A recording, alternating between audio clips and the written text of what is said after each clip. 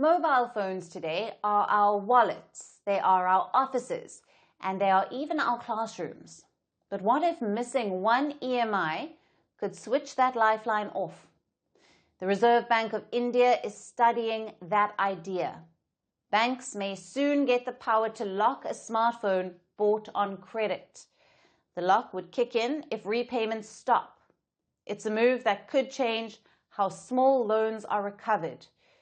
But it also raises tough questions about privacy, consumer rights, and fairness. Here's our report with more. What if your phone could suddenly stop working? Not because it broke, not because the battery died, but because you missed paying an equated monthly installment or EMI. That is an idea currently being explored by the Reserve Bank of India. The central bank is studying a proposal. A platform that lets banks lock your mobile phone remotely if you bought it on credit and then defaulted on the payments. Why this? Because small-ticket loan defaults are rising, and smartphones represent a major portion of these loans. Estimates suggest that more than one-third of consumer electronics in India are now bought on EMIs. High-end phones top that list. But when payments are missed, banks struggle to recover.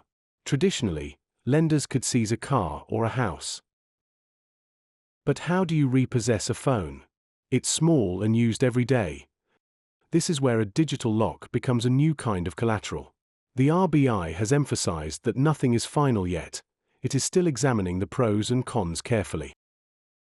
On one side are lenders, who want repayment tools. On the other side are consumers, whose privacy and rights must be protected. If allowed, the system will work only with the borrower's consent. Banks will not be able to see or tamper with personal data.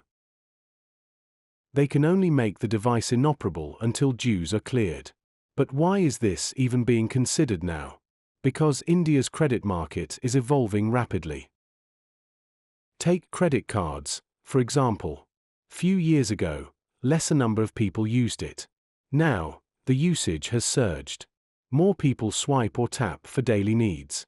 Digital payments and consumer spending have pushed this adoption. However, it has also led to rising credit card defaults. By December 2024, unpaid credit card bills added up to about 6,742 crore Indian rupees. That's nearly 28% higher than the year before. And it's not just about cards.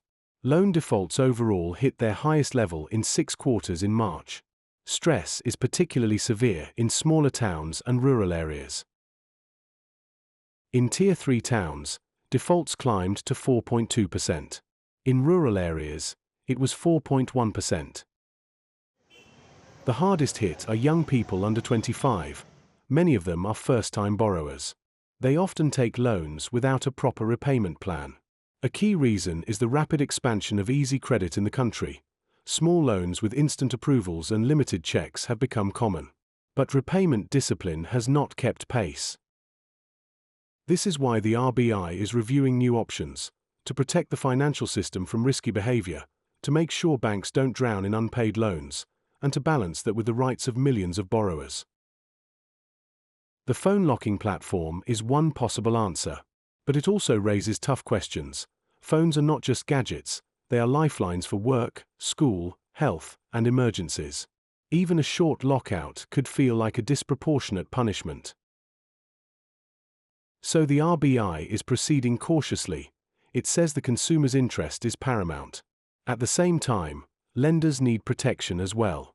A final decision is still months away, but if it goes through, your smartphone could become your next collateral.